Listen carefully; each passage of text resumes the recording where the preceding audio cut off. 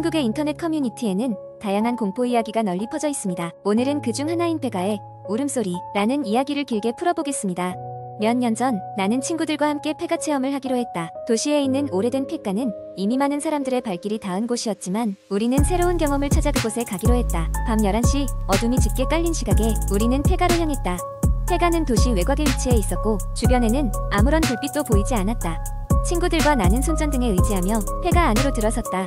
폐가에 들어서자 오래된 목재의 삐걱거림과 쿰쿰한 곰팡이 냄새가 우리를 맞이했다. 내부는 온갖 먼지와 거미줄로 뒤덮여 있었고 벽에는 마치 무언가가 긁힌 듯한 자국이 가득했다. 하지만 우리 중 누구도 두려움을 느끼는 척하지 않았다. 그저 흥미와 호기심으로 가득 찬 우리는 폐가에 이곳저곳을 살펴보기 시작했다. 1층을 다 둘러보고 2층으로 올라가려던 그때 아래층 어딘가에서 흐느끼는 듯한 소리가 들렸다. 순간 서로의 얼굴을 쳐다보며 우리는 긴장했다. 바람 소리겠지? 누군가가 그렇게 말했지만 그의 목소리는 떨리고 있었다. 결국 우리는 소리가 나는 방향으로 천천히 발걸음을 옮겼다. 점점 흐느끼는 소리가 커지더니 폐가 구석에 있는 작은 방에서 멈췄다. 방 안으로 들어서자 오래된 나무 바닥이 삐걱거렸다. 방 안은 다 썩은 가구들로 어지럽혀져 있었다. 그러나 그곳에는 아무도 없었다. 하지만 그 순간 등 뒤에서 문이 꽝 소리를 내며 닫혔다. 우리 모두 그 자리에서 얼어붙고 말았다. 그리고 다시 그 흐느끼는 소리가 방 안을 가득 채웠다. 가까워지는 듯 멀어지는 듯 알 수 없는 방향에서 들려왔다. 겁에 질린 우리는 방에서 나가려고 했으나 이상하게도 문은 열리지가 않았다. 점점 흐느끼는 소리는 절규로 변해갔고 우리는 공포에 질려 문을 마구 두드리기 시작했다. 그런데 그 순간 방 한구석 섀도우 속에서 형체가 나타났다. 흐릿한 여인의 형상이 보였고 그녀는 우리를 응시하며 울고 있었다. 우리는 그 자리에서 비명을 지르며 뒤로 물러났다. 손전등 불빛이 깜박거리며 어둠 속으로 사라져갔다. 방 안은 다시 정적에 휩싸였고 여인의 형체는 어느새 사라지고 말았다. 불현듯 문은 스르륵 열렸다. 우리는 급하게 방을 빠져나왔다. 공포에 젖은 우리는 폐가를 빠겨나와 안도의 한숨을 내쉬었다. 그러나 그때 등 뒤에서 또다시 그 느끼는 소리가 희미하게 들려왔다. 우리는 뒤돌아보지도 않고 한달음에 그곳을 벗어났다. 이후로 다시는 그 폐가에 가지 않았다. 그리고 폐가는 지금도 여전히 그 자리에 있다. 여전히 울음소리가 들린다는 소문과 함께 많은 이들이 그 소문의 진위를 밝히려 했지만 누구도 그 비밀을 풀지 못했다. 다른 친구들과 우리는 더 이상 폐가 체험을 하지 않기로 했다. 그리고 밤마다 때때로 그날의 악몽 같은 순간이 떠오르곤 한다.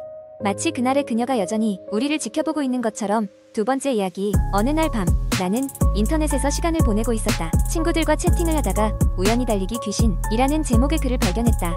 제목만 봐도 호기심이 생겨 클릭했다. 내용은 이러했다. 이 이야기는 내가 중학생 때 실제로 겪은 일이다. 그날은 여름방학 중이었고 마을에는 축제가 열리고 있었다. 나는 친구들과 함께 늦은 밤까지 축제를 즐겼고 집으로 돌아갈 때가 되었다. 우리 마을은 작은 시골 마을이라 버스는 일찍 끊기고 나는 집까지 걸어가야 했다. 집으로 가는 길은 좁고 어두운 산길이었다. 주변엔 가로등도 많지 않았고 드문드문 있는 가로등도 희미하게 깜빡거렸다. 축제에서 들떴던 기분은 사라지고 나는 어서 집에 가서 쉬고 싶다는 생각뿐이었다. 얼마쯤 걸었을까? 뒤에서 누군가 빠른 걸음으로 다가오는 소리가 들렸다. 처음엔 같은 방향으로 가는 사람이라 생각했지만 발소리는 점점 빨라졌고 내가 걷는 속도에 맞춰 들려왔다. 나는 뒤를 돌아보지 않고 걸음을 빨리 했다. 하지만 그럴수록 발소리도 빨라졌다. 그때 나는 어떤 소름 끼치는 생각에 사로잡혔다. 이게 바로 달리기 귀신이 아닐까? 옛날 이 마을에 달리기를 좋아하던 소녀가 교통사고로 목숨을 잃었고 그녀의 영혼이 길을 지나가는 사람들을 따라오곤 한다는 이야기를 들은 적이 있었다. 그때까진 그냥 무서운 이야기일 뿐이라 생각했다. 하지만 그 순간 나는 진심으로 무서워졌다. 발소리는 점점 더 가까워졌고 마치 차가운 손이 등을 만지는 듯한 느낌이 들었다. 나는 더 이상 참지 못하고 전속력으로 뛰기 시작했다. 발소리는 역시나 계속해서 따라붙었다. 나는 숨이 찼지만 정신없이 달렸다. 다행히 마을로 들어가는 입구에 있는 가로등이 보이기 시작했다. 그리고 순간 발소리가 멈췄다. 나는 멈춰서서 뒤를 돌아보았다. 아무도 없었다. 그저 조용한 밤과 흔들리는 나무들 뿐이었다. 가끔은 그날의 일이 악몽처럼 느껴지기도 한다. 하지만 그 발자국 소리와 느껴졌던 존재감은 너무나도 생생했다. 그 후로 나는 어두운 길이 나 혼자 걷는 길은 피하게 되었다. 지금도 그 길을 지날 때면 자연히 발걸음이 빨라지곤 한다. 댓글엔 글쓴이를 위로하는 댓글들과 여러가지 비슷한 경험담이 이어졌다. 그러면서도 나는 알 수 없는 긴장감에 계속 글을 읽게 되었다. 이 이야기는 단순한 도시괴담으로 남아있었지만 내 머릿속엔 깊이 박혔다. 그날 이후 나 역시 밤길을 걸을 때면 뒤에서 들려오는 작은 소리에도 예민해진다. 언제 어디서 달리기 귀신이 나타날지 모르기 때문이다. 세 번째 이야기. 서울의 외곽에 위치한 작은 마을. 그곳에는 오랜 기간 동안 사람들이 발을 들이기 꺼려했던 낡은 저택이 하나 있었다. 사람들이 수군거리기로는 그곳에서 매년 여름이면 이상한 일이 벌어진다고 했다. 그 집을 산 사람들이 하나같이 비명을 지르며 짐을 싸서 떠나곤 했기 때문이다. 1995년 젊은 대학생이었던 지수는 이탁한 소문에도 불구하고 저렴한 월세 때문에 그 집에 들어가 살게 되었다. 그녀는 귀신이나 미신 같은 것은 전혀 믿지 않았기에 이런 소문은 그저 마을 사람들이 낸 장난일 뿐이라고 생각했다. 그러나 그녀가 이사한 첫날 밤 이상한 일이 시작되었다. 깜깜한 밤중 지수는 누군가 그녀의 방 창문을 두드리는 소리에 잠에서 깼다. 그러나 창문 밖을 내다보았을 때는 아무것도 보이지 않았다. 다음날 아침 마을 주민들에게 이 이야기를 했지만 그들은 그저 곧 알게 될 거야 라는 말만 하며 그녀를 위협 같은 미소로 보았다. 그날 밤 지수는 무언가에 이끌리듯 저택의 층으로 올라가게 되었다. 그곳에는 오래된 문이 하나 있었고 지수는 호기심에 그 문을 열었다. 방 안에는 거울이 하나 있었으며 그 거울에는 그녀가 아닌 다른 여자의 모습이 비치고 있었다. 너무 놀란 나머지 뒤로 물러난 지수는 방을 벗어났고 그 순간 모든 것이 정상으로 돌아왔다. 그 후로도 매일 밤 같은 시간이 되면 거울 속 여자는 지수를 바라보며 조용히 미소를 지었다. 한편 그녀는 마을에서 발생한 오래된 이야기를 듣게 되었다. 수십 년 전 거기에는 한 소녀가 있었고 그녀는 결코 이루어질 수 없는 사랑에 빠졌다. 그녀는 매일 밤 자신의 방에서 슬픔에 잠겨 울곤 했고 그 거울에 매달려 자신의 반사를 바라보며 홀로 이야기를 나누었다고 한다. 결국 그 소녀는 실종 상태가 되었고 그 거울은 그녀의 영혼이 깃든 마을의 유산으로 남게 되었다. 날이 갈수록 지수는 점점 기이한 현상에 지쳐갔다. 그녀는 결국 마을 주민 중 하나였던 나이가 많은 할머니에게 도움을 청했다. 할머니는 오래된 방법으로 저택을 정화하고 소녀의 영혼을 해방시키기 위한 의식을 제안했다. 그날 밤은 음력 7월 15일, 이른바 한국 전통에서 이야기하는 귀신의 날이었다. 지수와 할머니는 오랜 의식 절차를 시작했고 거울 앞에서 다시 응답을 기다렸다. 거울 속의 소녀는 이번에는 무언가를 말하고 있었고 지수는 그 목소리를 들을 수 있었다. 그것은 그녀에게 감사의 표현과 더불어 이제는 자신이 늘 함께 해주겠다는 다짐이었다. 의식이 끝나자 거울에는 더 이상 소녀의 모습이 나타나지 않았고 이로 인해 지수는 그날 밤 이후로 무사히 잠을 잘 수 있었다. 그녀는 얼마 안 가 그 집을 떠났지만 떠나던 날 마지막으로 돌아본 저택은 이전과는 다르게 따뜻한 햇빛을 받고 있었다.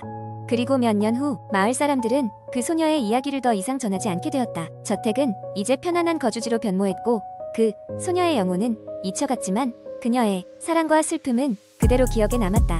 이야기는 이렇게 끝이 나지만 여전히 그 거울은 저택 어딘가에 숨겨져 있으며 때때로 그곳을 찾는 사람들에게 과거 마을의 슬픈 영혼이 전해주고자 했던 무언가를 속삭이고 있을지도 모른다. 네 번째 이야기는 몇 년 전 대학 시절 여름방학을 맞아 친구들과 함께 산속의 작은 펜션을 빌려 며칠간의 휴가를 보내기로 했다. 우리 일행은 총 4명이었고 우리는 각자 역할을 나누어 준비물을 챙기고 자동차 2대에 나누어 타고 그곳으로 향했다. 펜션은 도시에서 끄떨어진 곳에 위치해 있었고 도착할 즈음엔 이미 해가 저물어가고 있었다. 펜션 주인은 마을에서 몇 킬로미터 떨어진 곳에 살고 있었지만 우리에게 열쇠를 맡기며 주말 동안 편하게 지내라는 당부의 말을 남겼다. 그는 이곳에선 이상한 소리를 들어도 놀라지 말라면서 가볍게 웃었지만 사실 그 말이 나의 마음 속에 작은 불안을 심어주었다. 첫날 밤은 아무 문제 없이 지나갔다. 우리는 바비큐를 해먹고 술도 조금 마시고 오랜만에 만나 이야기꽃을 피우며 재미있게 보냈다. 하지만 두 번째 날 밤부터 이상한 일이 벌어지기 시작했다. 새벽 2시쯤 모두가 잠들고 있던 중 갑자기 집 밖에서 어린아이의 웃음소리가 들려왔다. 처음엔 누군가의 꿈 속 소리일 거라고 생각했지만 그 소리는 점점 또렷해졌고 더 이상 무시할 수 없게 되자 모두 잠에서 깨게 되었다. 우리는 밖을 내다보았지만 주위는 아무것도 보이지 않을 만큼 깜깜했고 그저 바람소리만이 우리를 감싸고 있었다. 당연히 가장 용기가 있는 친구 지훈이 앞장서서 후레쉬 조명을 켜고 바깥을 살펴보기로 했다. 우리는 모두 그를 따라 나갔고 조심스럽게 주변을 둘러보았다. 그러나 아무리 찾아도 그 웃음소리의 주인공은 보이지 않았다. 다만 멀리서 흔들리는 나무 가지와 그늘이 이상하게 비춰졌을 뿐이었다. 다시 펜션 안으로 들어와서도 기분이 찜찜했다. 하지만 피곤함이 몰려와 우리는 어떻게든 다시 잠자리에 들었다. 그런데 이번에는 한밤중에 갑작스럽게 문 두드리는 소리와 함께 낮고 굵은 남자의 목소리가 들렸다. 여기 누구 없어요? 순간 심장이 쿵쾅거렸고 우리 모두가 놀라서 벌떡 일어났다. 어떻게 해야 할지 망설이던 그때 문이 살며시 열리고 밖에서는 아무도 없었다. 그제서야 우리는 이 펜션에 정말 뭔가가 있음을 직감했다. 그때부터 우리는 머릿속에서 이 상황을 어떻게 해결할지 고민하기 시작했다. 혹시 주변에서 들렸던 이상한 소문들이 현실이 되는 것은 아닐까 하는 불안감이 서서히 밀려왔다. 그 다음날 아침 우리는 밥을 먹으면서 서로 밤새 겪었던 일들에 대해 향후 계획을 세웠다. 몇몇 친구들은 지금이라도 짐을 싸서 떠나자고 했지만 다른 쪽에선 이런저런 이유로 더 머물러 보자는 의견도 있었다. 결국 우리는 마지막 밤만 더 지내보고 아무 일이 없으면 그냥 계획대로 떠나기로 합의했다. 드디어 마지막 밤, 잠자리에 들기 전부터 나는 침대에 누워 귀를 기울이고 있었다. 그리고 이내 예상했던 대로 문 밖에서 어제 들렸던 어린아이의 웃음소리가 다시 들려왔다. 그러나 이번에는 그냥 웃음소리가 아니라 무슨 속삭임도 함께 들려오는 것 같았다. 너무나 무서워서 나도 모르게 몸이 굳어졌다. 그 순간 나만이 아닌 친구들도 그 소리를 듣고 있는 것임을 직감했다. 이번에는 도망치듯 펜션을 벗어나는 대신 우리는 그 소리를 따라가 보기로 했다. 속삭임의 근원이 무엇인지 너무나 궁금했고 동시에 이유 모를 경외심에 붙잡힌 듯했다. 소리를 쫓아간 우리는 펜션 뒤편에 울창한 숲속으로 들어가게 되었다. 어둠 속으로 깊이 들어갈수록 소리는 더욱 선명해졌고 드디어 작은 빈터에 닫혀 모든 것이 수습 풀리듯 고요해졌다. 우리는 그곳에서 작은 무덤 같은 것을 발견했는데 세월 속에 가려져 오래된 표지판에는 흐릿하게 안녕 내 사랑하는 아들이라는 글귀가 새겨져 있었다. 순간 등골이 서늘해짐을 느꼈고 이제야 주인이 말했던 놀라지 말라 는 말의 의미를 조금 이해할 수 있을 것 같았다. 그날 아침 우리는 서둘러 짐을 챙겨 펜션을 떠났다. 차를 몰고 도시로 돌아오는 길에 나는 다시 한번 무덤을 떠올리며 이 모든 것이 무엇을 의미하는지 스스로 되물었다. 그날의 경험은 아마 평생 잊지 못할 것이다. 그리고 그날 이후 우리는 다시는 그곳으로 가지 않았다. 하지만 때때로 아무도 없는 방에서 조용한 웃음소리와 가느다란 속삭임이 들릴 때면 종종 그날의 기억이 떠올라 밤잠을 설치곤 했다.